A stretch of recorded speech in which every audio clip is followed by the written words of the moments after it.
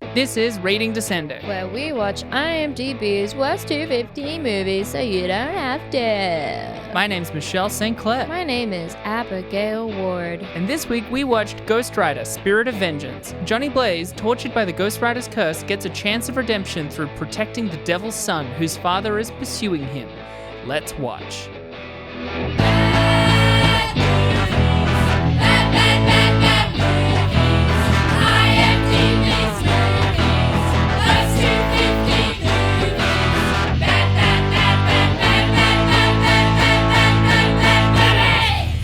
So Abby, Hi. it's the end of the year. Certainly is. If last year was the year that would never end, this was the year that immediately was. Yeah. It nailed it. 2021 was the year that immediately was. Yeah, fucking Well, nailed it certainly arrived just as we thought it would. It's like if last year was the upwards part of the roller coaster and you're like really waiting forever for it to happen. This was the year where you go, oh, I don't want to be on the roller coaster. And then you go through it. And now we're finally at the end of the ride, your hair ragged, Look, kind of regretting the whole thing. I feel bad because I know 2021 was a shit year on paper. Sure. But it was also the best year of my life. So. Wow. Oh, yeah. Wow. Oh, yeah. I mean, we hung out the other day. We did. Listeners, I'm so sorry we didn't record it, but we do sometimes hang out unrecorded. Yeah, you had mentioned to me that you had a better year than I had, but also like than I had expected. But best year, wow, there were a lot of lows in a year that I wouldn't have picked it as your best year of your life. That's crazy. I think That's it great. was. Like it's so bizarre. I mean, 2020 was also a good year for me. Like, yeah? I just honestly think that my life does get better every year. Like, I'm liking myself more each year. I think that I'm a better person each year. I think that I do more interesting things and have better taste each year. I think I am ever evolving into a better and better person. So if it's me that gets to be in each year, that's great. Like, I don't necessarily look back at past versions of me and the years that I went through being like, those were the best, because I don't think I was my best self in those years. But you saying that makes me feel better about my year. Because whilst I had a bad year, you're probably the best version of Michelle. I definitely like myself as a human being more than a lot of other years. Yeah, maybe the events were kind of shit, but like, I feel like if you're taking care of yourself and trying to change yourself for the better, you've probably had a better year than you'd expect. Wow. But I mean, like, yeah, of course it's been a great year. I mean, a year ago at the end of December, I started dating the love of my life. I went into the new year thinking, oh, I need to focus on uni and I need to focus on my career. But I ended up falling in love and getting into a relationship. And like, it's been a fantastic year because I think the first 6 months of this year, in particular, that first half, best 6 months of my entire life. Wow. Like, absolutely. I was falling in love. I was doing uni and I was really committed to everything and I was balancing everything. I was constantly busy and overwhelmed. But I think that thriving. Podcast thriving. But I feel like it was, I think I felt the most inspired I'd been. Everything I listened to, like all the music that I found and listened to was the best music I'd ever found and listened to. Everything that I was watching was like the best I'd ever watched. I just felt incredibly inspired and creative and up. The second half of this year, definitely tougher. I feel like I had to face a lot of like drug addiction issues, not even drug addiction, just drug habit issues. I had to cut a lot of things out of my life and I moved house, which was great, but it was very stressful. We went into another fucking 2-3 month lockdown, which was really, really tough. So I had a lot of lows in the second half of the year. And that wasn't even the state lockdown. It was just Claude wouldn't let you out. Yeah, that's right. But it was, I remember there was this day in August where I just realized I've just moved house. I'm coming off all these drugs. And I just realized we're going into another 2-month lockdown. And I just started bawling. I had to quit my job for the day. I called my boss and I was like, I can't be here right now. Like, I have to log off. And I went and cried in a bath to some sad folk music for like the whole afternoon. But I've definitely had some lows, but I feel like the highs were just so good. I think of this as a very intense year for me, like very passionate. But I feel like I've changed a lot in 12 months. Like, I definitely have. And everything's really good. Well, look, I'm really happy for you and all, but I don't think we can release this episode now. I think we're like a lot of people had a rough year. I think I think we got to cut this. We got to can you do that again? But like really go like terrible time. We're all like commiserating together. You know, it's a bit braggy.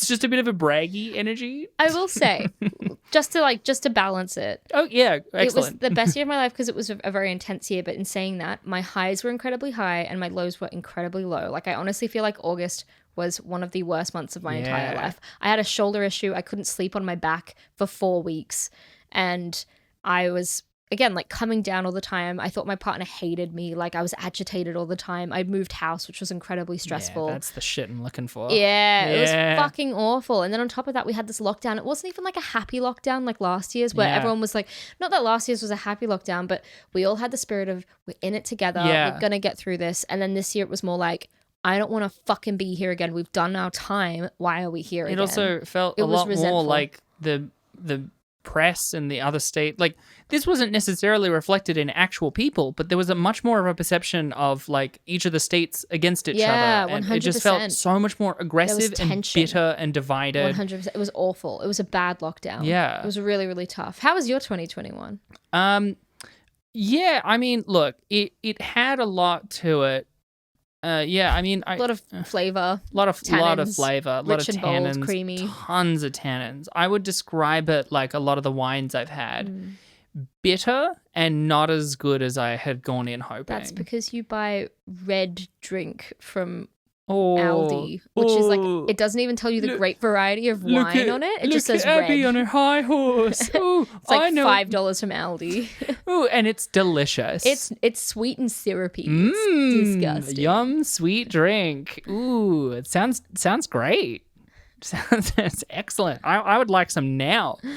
This year was very hard for me, if not just because of, like, at the beginning of the year, I was really not handling various work things, and I was, like, driving to work, sitting in my car crying, and then driving home and being like, honey, I'm home, and like not telling anyone that I was doing that for like 2 full months. Yeah. And then whilst I did get an incredible job, it also like nearly completely fucking broke me. Very intense. But as you said, like there's also been like really nice highs of the year. Like it's been like I got to, with one of my closest friends and creative collaborators, I edited his short, and it's one of the best things I've ever made in my life. Aww. I'm so proud of what we've made.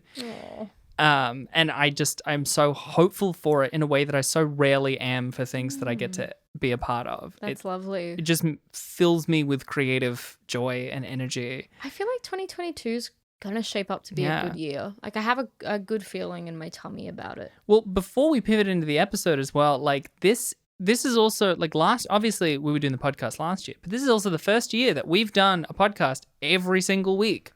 We have delivered, listeners, we've delivered every fucking week for you guys. And some bonuses. Yeah. Think about how chronically, like, you don't know this, but we're chronically busy. Like, we find it hard to just fit in time to socialize, let alone do this hobby project on top of it. The amount that I have to do for this is like its own part-time job. It's wild. It's wild. Why do we do it? We get no benefit. We get no benefit except stress.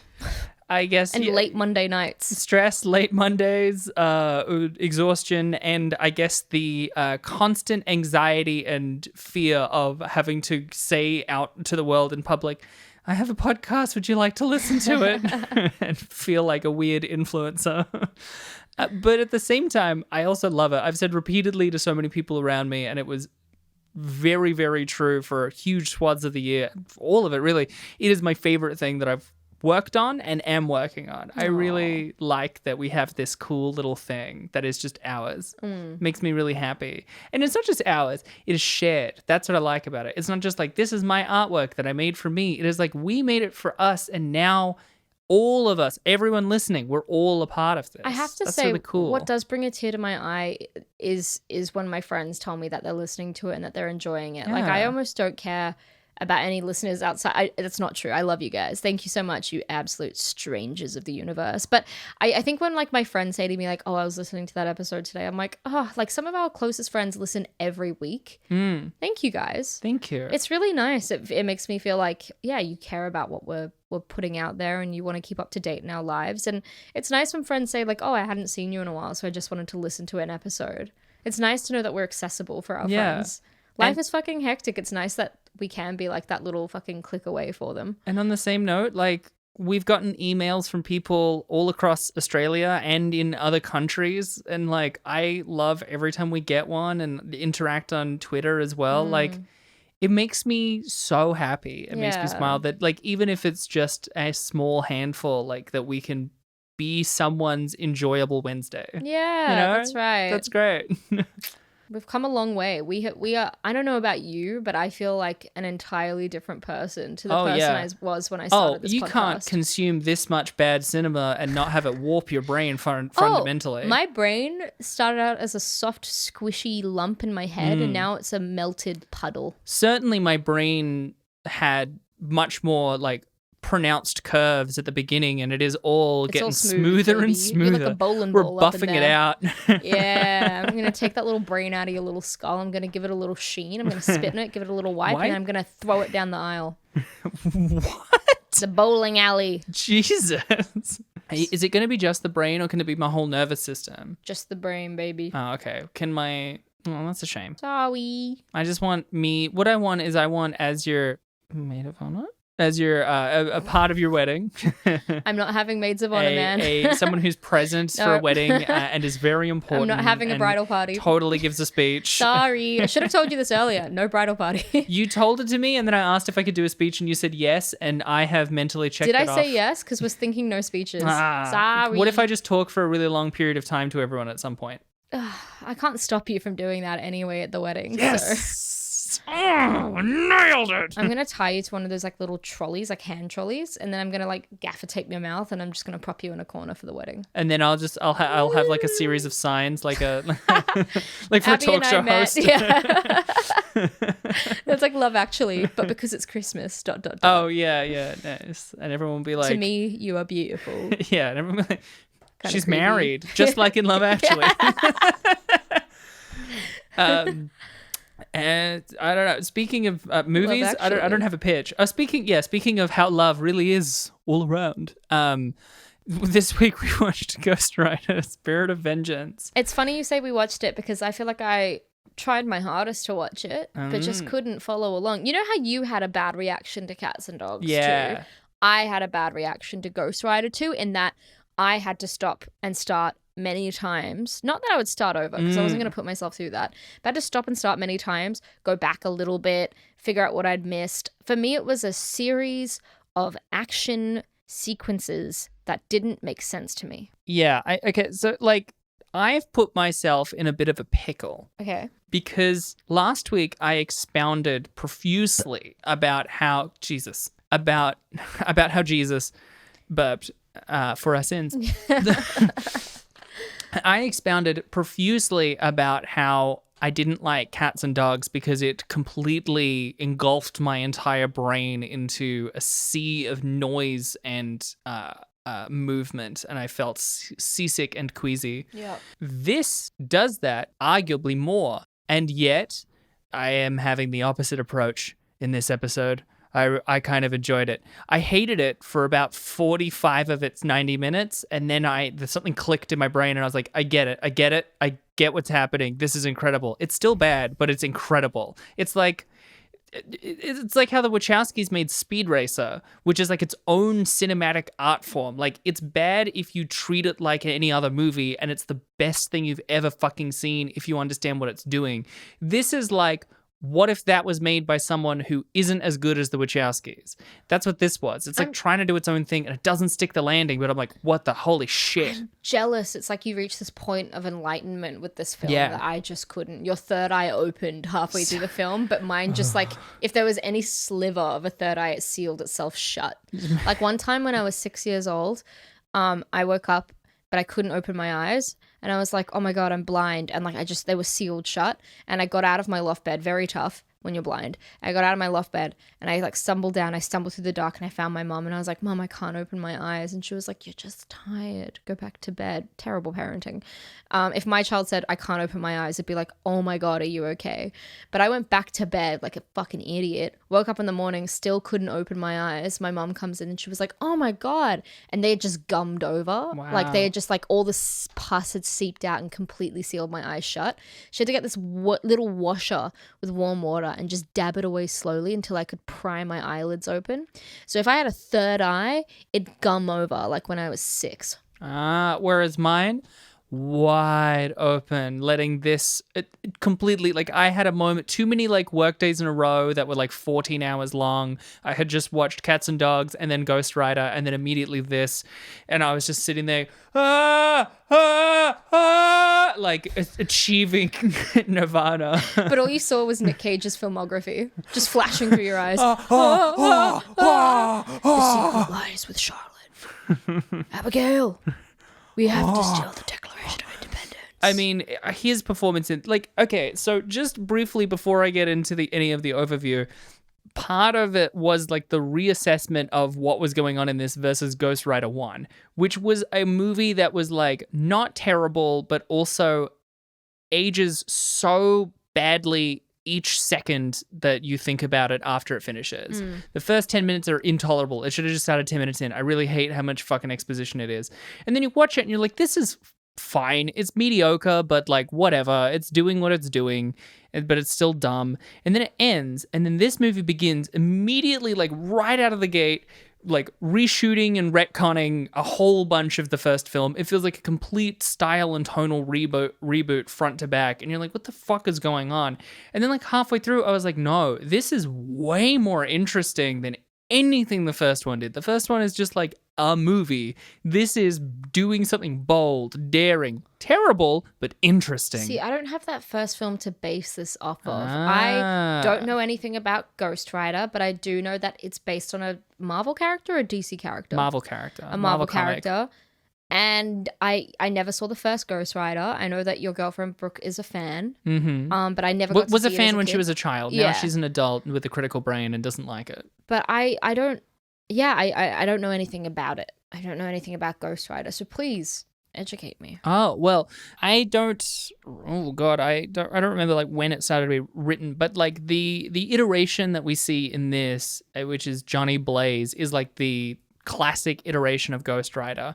His whole shtick is that he signed a deal with initially the devil, and then it was sort of, but not really, retconned to actually be Mephisto, who was a demon. And the Ghost Rider is like it's sort of like a different demon called like Lazalfos? No, that's the lizard people in Zelda. Lazowski. Was it Lazowski? Hey, it's me. It was like a big fireman. Hello, Roz. And so then at night, it's specifically at night, in the presence of evil, he turns into the Ghost Rider, where he punishes people for their wicked deeds. Right. But he, even though he got his powers from the devil, he doesn't like Mephisto or anything. He hates that shit. And then there's been like a whole bunch of iterations since, after this, you know, they actually didn't make a third Nick Cage movie with this, but one of the newer incarnations, Robbie Reyes, appeared apparently in the Agents of S.H.I.E.L.D. TV show, which is good. I mean, it's one less superhero that's just a white guy. That's neat. Yeah, like he's one of a newer character who is meant to be sort of edgy. I mean, like there's even like Jonah Hex vibes in the sense that like Jonah Hex. less so in Spirit of back. Vengeance, but in the first one, it's clearly pulling more from like the Western vibes of the character, because it like a rider, a motorcyclist, is fundamentally the same archetype as a cowboy, in the same way that a cowboy is the same archetype as a Ronin, you know, like a wandering samurai, right? So it totally makes sense. Like that's a really clever move, is to tie those things together. That's like the Ghost Rider character. That's what his shtick is. Okay, that's good to know. Does that make sense? Yeah. Yeah. So the events of the first film are just explore. It's like his origin story. It's his origin. It goes through way too much detail about how he signed it. Then the devil comes back, signed a contract with the devil unknowingly to save his dad, but then his dad dies anyway.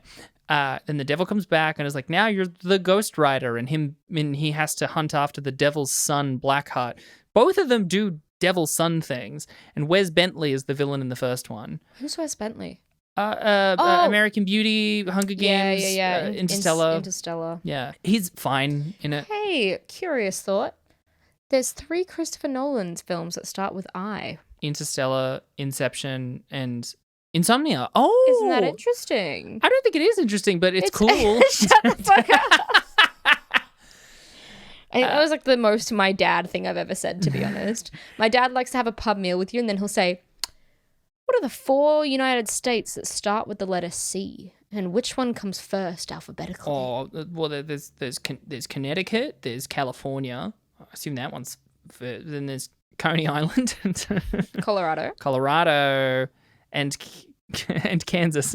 I don't know if there is a third one. I was just making a joke, but there might be. Wasn't there one in this no, not Midwest? I think you got it all wrong. Alaska. Anyway, let me just go into the overview and then I'll explain things there.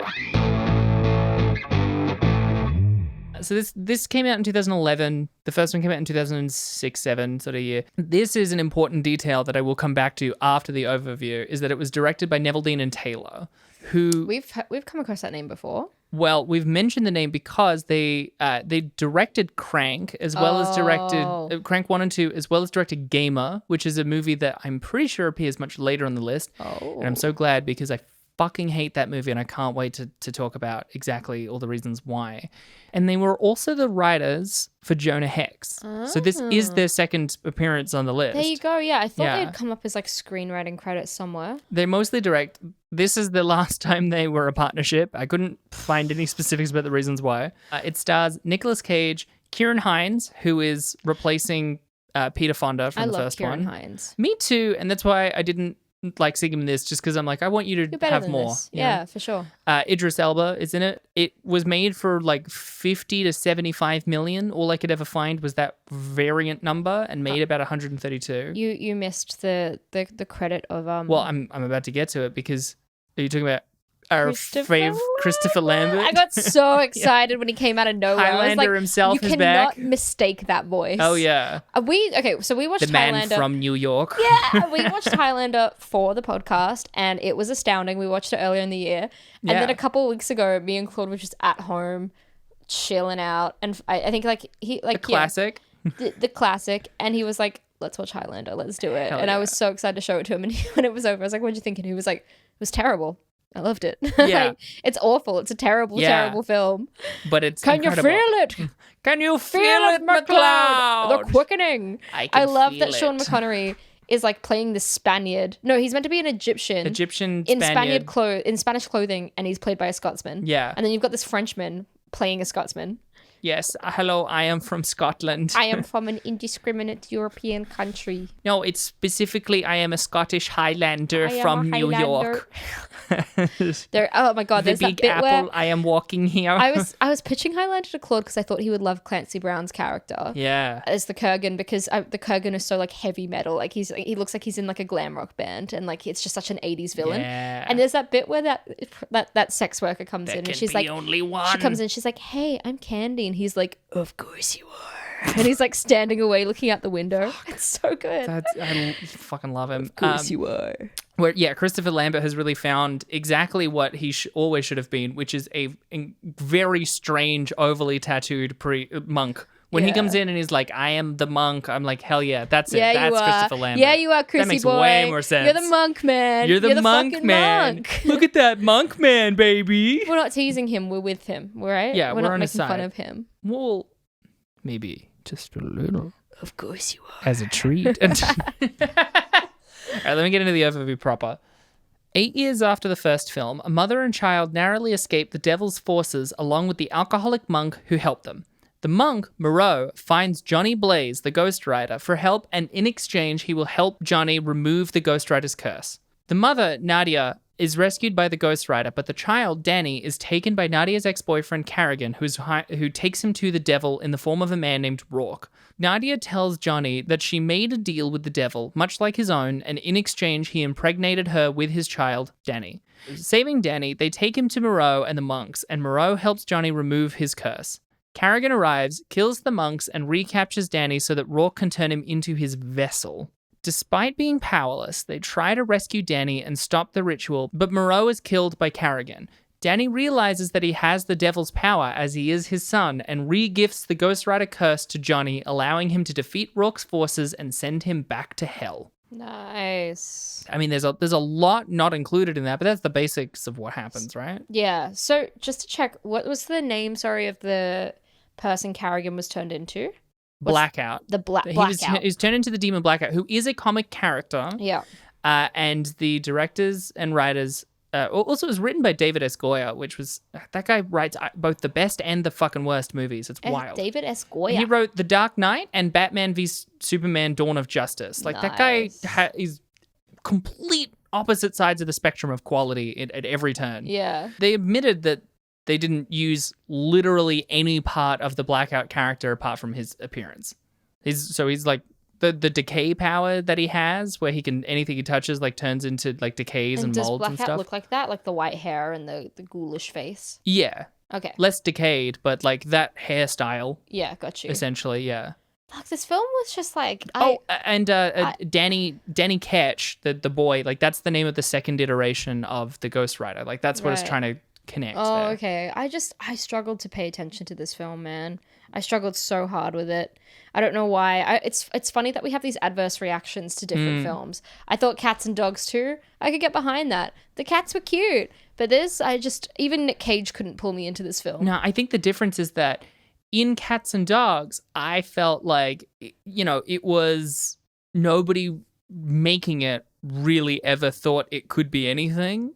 Whereas in this, I feel like everyone is like, we're making something and it's wild. Good or bad doesn't come into it. It's insane. Because it like, the moment I got into it, because there's bits at the beginning, I mean, I was kind of into it when I saw Anthony Stewart Head at the beginning. My girlfriend and I both immediately yelled out in real life, Giles, from Buffy. That's what he's in. Yeah. And then there's like a weird, when the Ghost Rider's like recapping everything, there's like a joke about like, oh, the devil's can inhabit different vessels, and it shows all these evil people, and it ends on Jerry Springer, which in 2011 would have been a That's really dated real dated joke. Also, do your best Nick Cage impression right now. Right fucking now.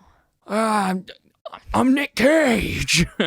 Hey. Pretty good. Oh, thanks. Yeah. Well, because the bit that I got into it was like when he's What's the bit where he said that with the Ghost Rider? Yeah. He's like interrogating some guy. Yeah, tell me when your third eye opened. Tell me. Yeah. I'm like, I'm not getting it. This movie's fucking insane. And then he's like interrogating this guy to find out where Carrigan is. And then during the interrogation, he's full Nick Caging, and he's going like, I'm a bad man, and I'm the only thing between me and you and the rider is me, and he's scraping at the door. I remember that. Fuck, you know what? I actually love this. And he's like, I'm gonna eat your stinking soul. It's insane. And I'm like, fuck yeah. In the next scene, they go to this construction site, and they have prepared to kill the Ghost Rider by pulling out a full bazooka and shoot it at him. I'm like, correct choice, absolutely. He then, as Ghost Rider, runs up to someone who pulls out an Uzi, fires the entire thing. Like, Ghost Rider runs up to him and opens his mouth, and he fires the entire like clip of the machine gun into his mouth. Like, and he's just like standing there with his mouth open and then spews fire on him and then possesses the crane and bashes them into the ground. It's fucking incredible. It's like the best thing I've ever seen. This is true. This is very true. He like gets shot with a bazooka a second time where he intentionally like gets exploded into the dirt, and then the guy Carrigan just goes, huh, that looked like it hurt. And I'm like, that's such an insane fucking thing to say. How can you not go, I love this? It's just completely unhinged. You've inspired me. I feel like I should give this film another shot. Yeah. Outside of the podcast. Yes. Like, I feel like one day I should just try and return to it and see what I can find. Do like have like 3 drinks and 4 other people with you, and then watch it and be like, oh yeah, absolutely. Imagine you're watching this on like a proper like 50-foot cinema screen. You're there, you've paid like $20, you've got popcorn, and then Danny asks him, what is it like when you piss? And then he goes, it's like, and then cut to just like black void space as we see the Ghost Rider faces away, spraying full fire. And he looks back at the camera and goes, and grins. That's fucking great. Maybe I misunderstood the tone of the film, because I felt like for the first half it took itself so seriously. So seriously. So I don't understand this tonal shift all of a sudden. That is actually my exact problem with Gamer, which we'll get to when we get to. So you've seen Gamer already? I've seen Gamer. I have vaguely hinted at how many like bad movies I've seen, in part because of the particular friends I hung out with when I was 14. And Gamer was a movie I've seen like 5 to 10 times because of them, and I hate it with such a passion. So, when I found out this was Neville Dean and Taylor early on, I was like, oh. But then as we kept going, I'm like, no, they're making something like this feels like a comic book. Compare this to almost every Marvel movie you've seen. Compare the pair. Would you not? Same age. Even though... Same super contributions. But it could be a lifetime of difference. No one outside of our age bracket and country of origin understands the reference. This one's for you guys. This one's for you millennial Australians. Honestly, even though you didn't like it, right? We had a different reaction. But compare this to like Iron Man 2 or most of the Captain Americas. Like most of the Marvel movies you've seen, which one feels more like a comic book? I mean, I haven't seen that many Marvels. I've seen some of the first of the Marvel films. I mean, Thor definitely felt like a comic book. In that it was poorly written. I love a lot of incredibly written comic books, but they're not very often superhero comic books. I don't know. I'm not the right person to go to. I feel like, but you understand enough, surely through just like cultural osmosis, you understand enough about the comic book medium. I know anything, okay? Because don't you dare a lot of the Marvel put movies, that onus on me, okay? No, I don't know this is shit. your responsibility. I don't know shit. You are an artist. I have no accountability. I wander through the earth with no opinions on anything. I am an empty vessel. God damn it, Abigail. We've discussed this time and time again. You have to accept your role. You must know about the comic books. I do not, and I refuse to consume what you call art. Your destiny is calling you. You can only deny it for so long. I will keep denying it until I'm in the ground. And when in the ground, we will find you, and you will still submit to your calling. Over my dead body. Exactly. You know exactly. Yeah, that's fine with me. Yeah, right. That's completely acceptable. Are you angry at me? Yes. Okay. What I just don't like your tone. I don't like your actions. I just think you should cool it. Okay. I don't like what you're doing actively, and I think that's worse. Let's talk about it. Let's have a conversation. I'm having a conversation. No need to have these. You're fucking tone policing me, and you're doing something wrong. Swearing. Now you're swearing. What does that mean? I'm wrong, though? Oh my god! Can you just stop? You can't. All right, let's just. Why don't we call it? You can't win the argument by just deciding to change the terms. Oh, we have to talk like this for the argument to be valid. You're not even disputing my points. You're not even talking. You're just yelling. Okay? You're not addressing anything I'm saying. You're not talking to me like a human being. Okay, let's take 5. Yes, I am. You just decided to completely ignore the defensiveness, Oh my the god. tone. This you know what? is terrible. Forget it. I can't get through to you. You don't win the argument just because you made me upset. That's terrible. Yes, I do. Ah, damn it. She's figured out how to become a conservative commentator. Fine. God damn it. Yeah, well, I surely through cultural osmosis, you understand that comic books can at least be wild and visually interesting. Osmosis, that's like the Breaking Bad episode, right? Yeah. The famous Osmosis poem. Yeah. That was also the movie about the medicine played by Chris Rock. Osmosis poem. It's an Osmosis Jones joke. Right. It's where I'm going with that one. Right. It's too obscure for me. Animated film starring Chris Rock and David Hyde Pierce. Who's the Niles? David Hyde Pierce. Yeah. Well, he's not. Osmosis Jones himself isn't medicine. He's an amoeba. He's like a cell, like a white blood cell, is what he is. Who's like they're representing as a cop, and then David Hyde Pierce is a pill. I'm so fucking confused. To solve this cold. What the fuck? I'm describing to you what Osmosis Jones. No, it's animated. Oh my god. Even then, what the fuck? Well, yeah, but then it's also intercut with live action footage of Bill Murray, who is the person they're inside of. My brain can't. And that's live action. No, my brain. Great. It's a great movie. I can't take on this information. Chris Rock notwithstanding. I can't. Oh no, Chris Rock's fine. This is too much for me. This is too much. I've hit my quota. Let's continue on with it. It's a great movie. No, I can't. Okay. The point is, comic book movies are like, this is more. It feels more like the vibe of a comic book. It feels more visually interesting than Ghost Rider. Like Ghost Rider 1 feels like early MCU in that it's just like a lot of Marvel movies. The problem is just that not that they're bad. It's that they're nothing and they're not a distinct thing. They just feel like any other action movie with a very bloated third act and just more sort of fantastical elements. Yeah. When they do be more distinct and interesting, like we get sometimes in things like Black Panther or Thor Ragnarok, it's great, right? This is more interesting and more like a comic book, and it made its fucking budget back. It's not like there's no audience for this. How much did it make? 135 million. How much did they spend? About 55 million. Alright, it's not the worst. No, It's pretty it's good. not terrible. That's great. I'm saying that there is a universe in which we make comic book movies more like this, and that's a more interesting world to live in. Yeah, I get you. I feel like comic books themselves shouldn't be taken quite so seriously. Yes. And not taking it seriously won't distract from the emotions and themes behind the actual story. Yes. Think of Thor Ragnarok. I thought that was the only Marvel film I've ever paid money to go see because I like Taika Waititi so much, like every person.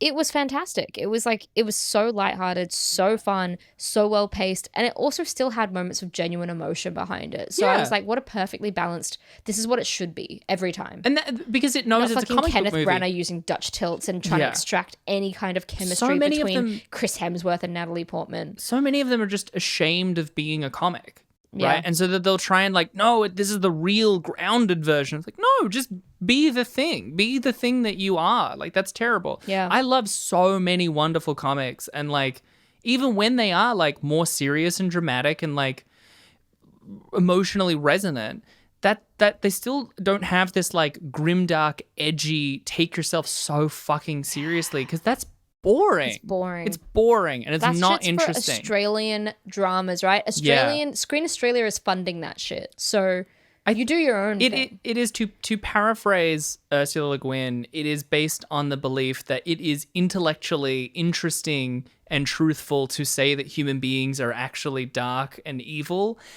But when you consume that art, you realize that it is actually an inherently boring point of view. And it is much more interesting to know that people are nice and wonderful and make art and stuff. Art and stuff. It's not like more engaging because it's edgy. Yeah. Don't do that. This wasn't edgy. It was like fun and silly.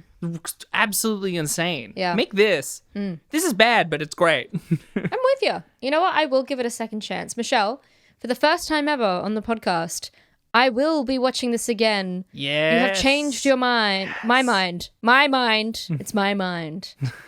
For the first time ever, you have changed my mind, and I will watch it again. Ring-a-ding-a-ding-ding-ding. What a good way to end the year. Maybe I'll put like a music sting here. It's huge. It'll go like this. That's it. That's it. I thought I would maybe think of something or just insert something can put musically, something. and then you just.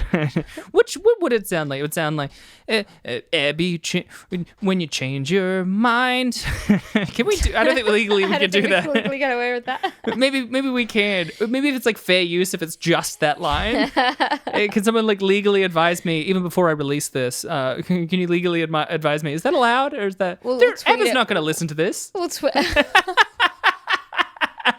Wow. Rude.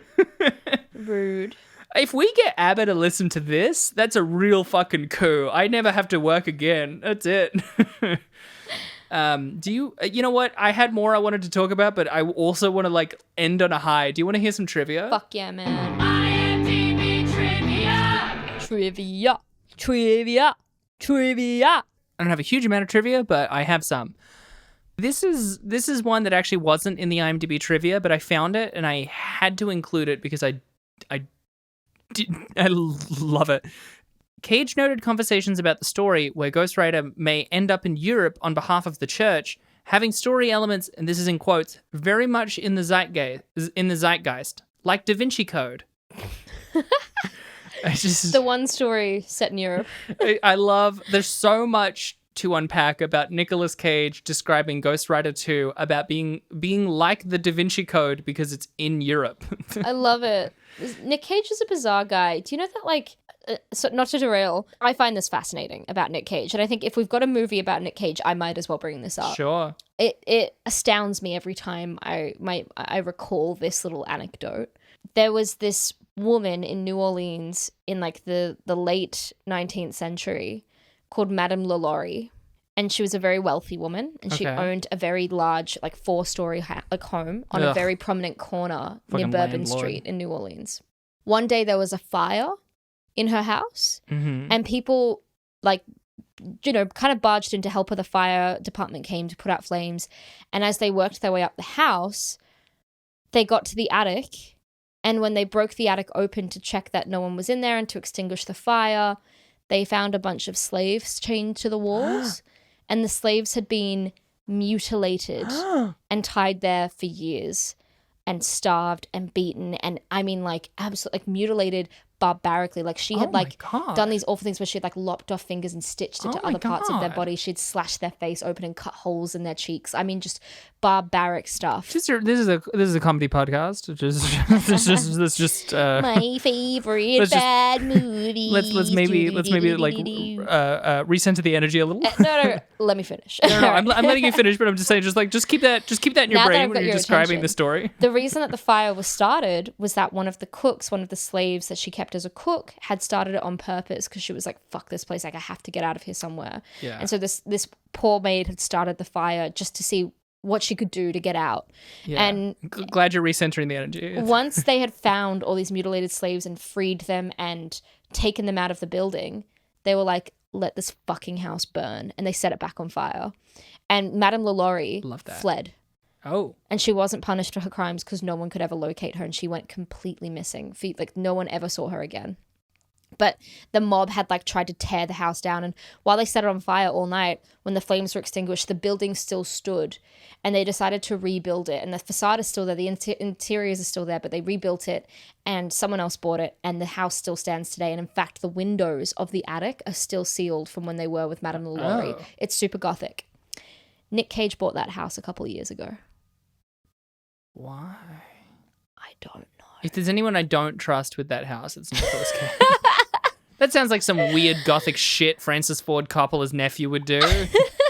I don't know if he still owns it, but the last time I read about it, he owned it. He owned that building. It seems like it's a source of fascination for him. Apparently, Peter Fonda was offered.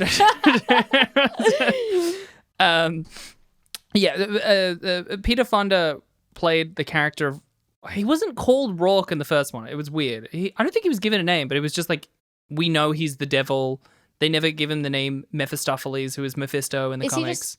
Was Rourke the name of the guy that he was imbodying? Is I that think the that's idea? what it's implying, Yeah. but they never explain that. It's just Nick Cage says, Rourke, How as would if he know we who that know guy is? who that is, because Yeah. that's not his name in the first one. It's Yeah. so weird. Anyway, apparently Peter Fonda was offered to come back in this film, but after reading the first 5 pages of the script, he flat out refused. 5 pages. He didn't even wait the typical 10. Good for you, Peter Fonda. The rule of thumb is you read 10 pages, and if you're not like hooked by 10 pages, you're gone. I'm seeing. I having watched. Oh no, I was about to say like the first 5 pages not bad, but no, the first 5 pages is like the weird animation that also rewrites a lot of the first movie in VO. No, okay, I get it. Yeah, no, he's right. It's the worst part of the movie We for stand sure. with Peter Fonda. This is Christopher Lambert's first major role in a major Hollywood theatrical film since Highlander Endgame Oh my god. in 2000. Christopher Lambert. It's like you were never good for anything. But I also, wow, brutal. He was a terrible lead. I also just love, I never knew that it was Highlander Endgame. Avengers Yeah. ripped it. Avengers definitely did. Which- the After The rules is Highlander up. 2, Back in the Habit, then there was Highlander 3, Highlander 2 back in the and habit. then Highlander Endgame. Highlander 3 chipwrecked. Yeah, and then Endgame. Yeah, that's what they should have called the second movie of something. I forgot. I feel like the emotional equivalent of someone slowly releasing air out of a balloon. I am, I was one of the car salesmen. What do you call those blow, things? the Yeah, it's yeah. really hard without the visual. So I'm sorry, audience. They're a tube man that you blow air Michelle is up, extending her up, arms into up the air, into, and she's they waving have them around arms from and side they to sort side. of flop Her whole around body because is the air wiggling. isn't quite strong She's enough turning to red, keep them and she's fully turning into up. some kind of plastic material. This is definitely that's easier full to of pass air. when we're both talking completely over each other in an audio-only medium. The floppy airmen. We know what you mean. Okay, yeah, sure. Does me Michelin tires guy. getting turned on. No, the Michelin tires guy is different. The Michelin tires guy is the thing filled with air. No, that's the like- Michelin tires man is a man made of tires. Oh, right. But the Michelin tires places always have the blowy car guys, don't places they? often have them. Fuck, man. I feel like I fucked it. But the Michelin tires feel man like is a we're really man on the made same of page tires there. where he drives around giving restaurants good reviews. Look, I'm embarrassed. Let's just move on. Nicolas Cage weirded out the production crew when he strode onto the set in full Baron Samedi makeup based on the character from Live and Let Die, 1973. Although Ghost Rider's flaming skull was created digitally after filming was complete, Cage still wanted to fully burrow into the part using more conventional makeup techniques. And what I love about that piece of trivia is how that second half is trying to explain the first half and completely fails at it. Why if he was like, I want it to be makeup because to get into the part, why did he choose to make it Baron Samedi, a distinctly West Indies black character from a Bond movie in the 70s? Yeah, who is that character? He is like the, you know how, oh, we talked about this last week. We did. I don't like Bond. I was meant to make it, you know how Bond movies are like. So a lot of Bond movies, there's like the villain who is some sort of enigmatic genius, and then there is usually the archetype I think is called the dragon, like their main henchman who is like a supporting villain. Sometimes it's not even necessarily like their henchman; it's like a secondary antagonistic force. In Man with the Golden Gun, there's Oddjob. In Moonraker, there's Jaws. You know, like they have a secondary who's usually the more like overpowered or mystical. In Live and Let Oddjob Die, has stuck in my memory merely because of Austin Powers. yeah, Random task. he is Live and Let Die's Oddjob. Yeah.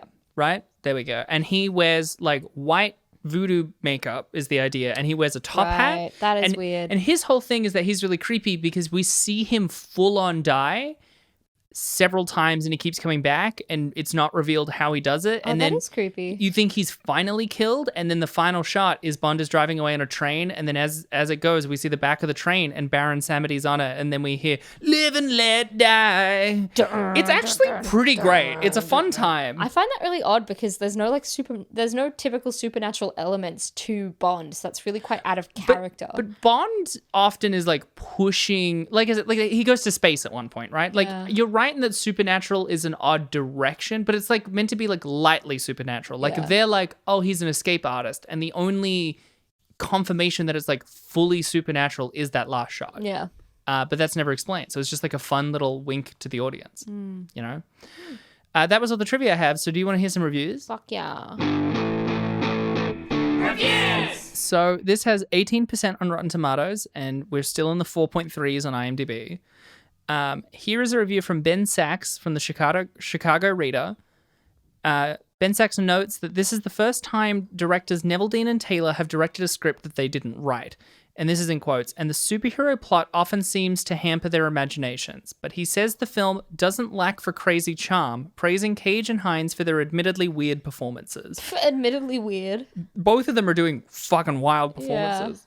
This first review is titled, I Will Tell You Why Critics and People Hated It by FilmMan47. I mean it from my title. It'll exactly tell you what is wrong with critics and some people who don't get movies.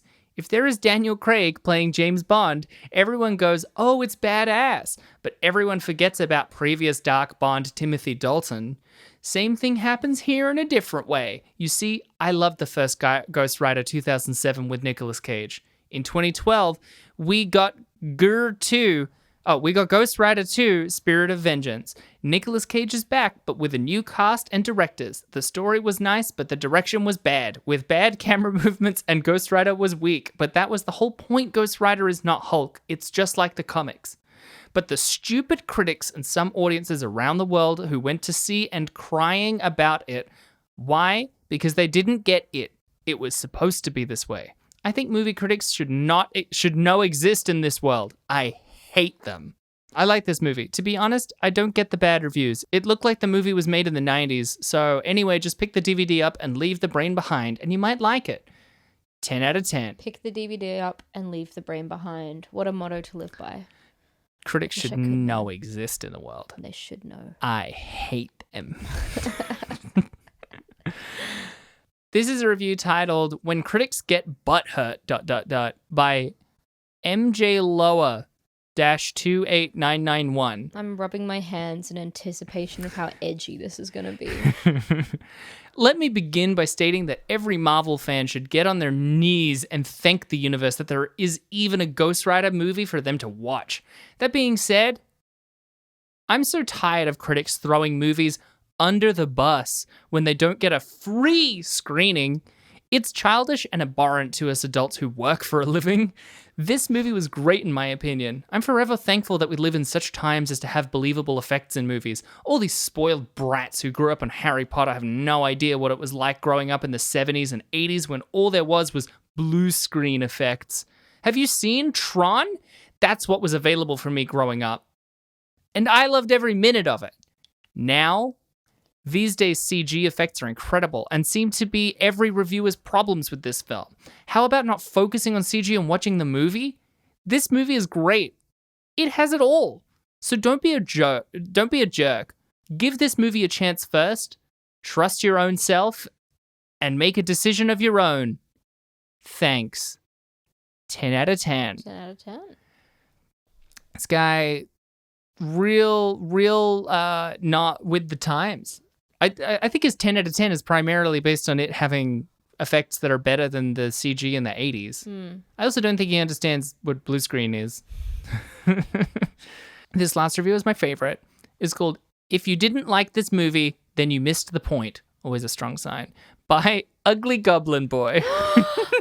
Best fucking handle ever. It's such a shame. This guy, I also looked this guy up. He has 6 reviews. What are they on? I have no idea. I can't remember. I didn't write down all 6 of his reviews. I just wondered if you had a rough memory. This Very isn't smooth, like your smooth brain. what. That I will bowl down a little bowling alley. Oh, come on. Give it a shake. I'm gonna drill little holes into it to put my fingers in. Don't do that. Don't do that.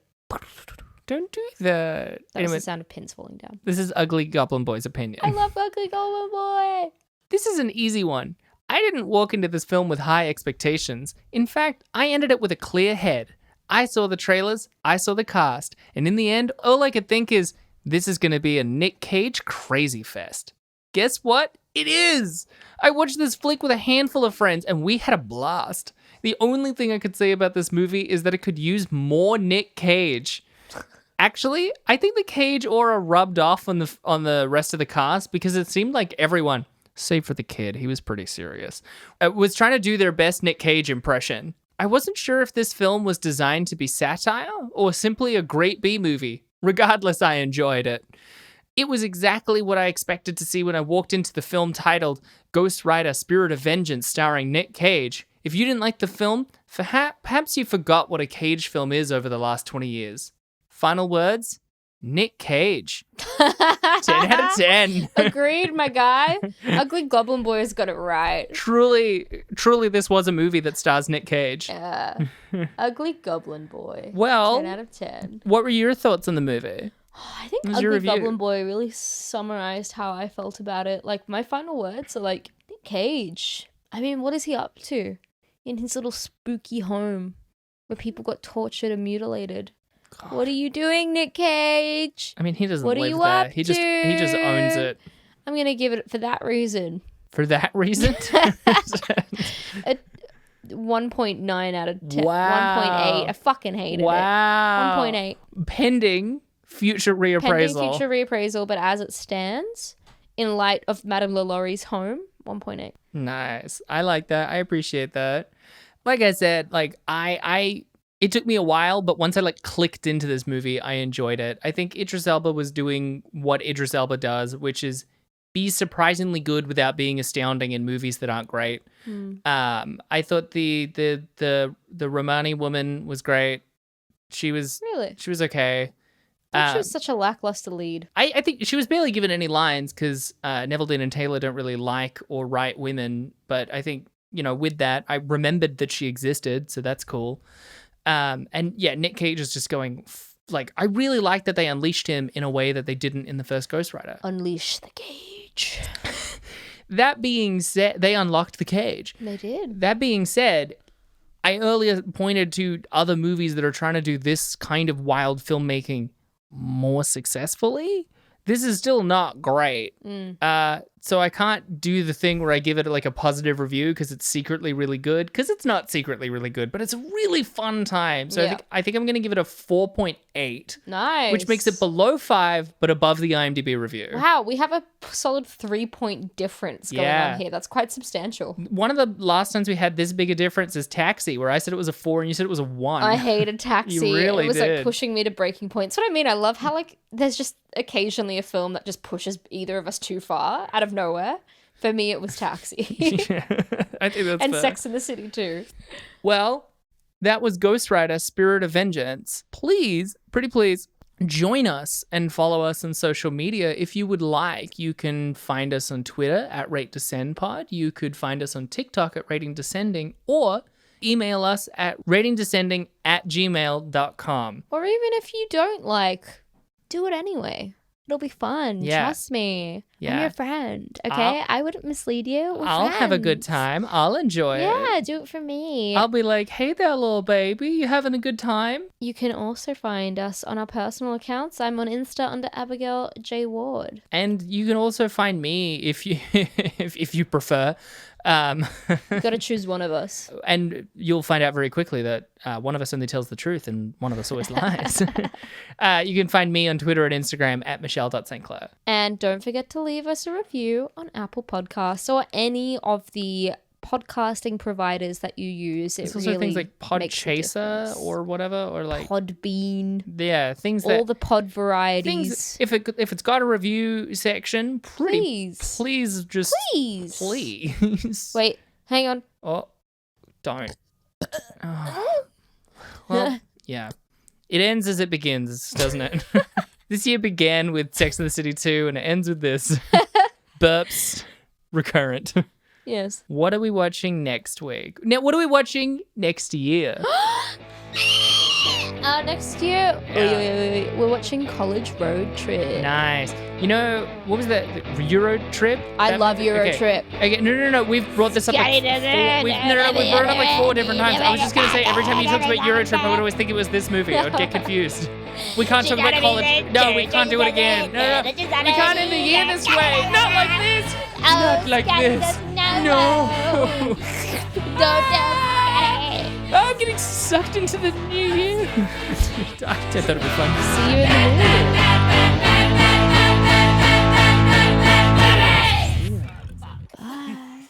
Bye. It's been a wild ride. Enjoy yourselves out there. But here we go, riding into the new year. On a stallion of steel. Oh, like Ghost Rider. On a wild bronco of love. Ding, ding, ding. On a cycle of heaven. Ding, ding, ding, Gonna ding, ride ding, into ding, the ding, desert. ding, ding, ding, I'm gonna ding, think of my ding, lady ding, at home. ding, ding, ding, I'm ding, gonna ding. think of my baby in his car. I'm gonna think of my family there. I'm gonna ride along on the dirt road, waiting for my family to take me to heaven. Yeah, family to take me to heaven. Yeah, family to take me to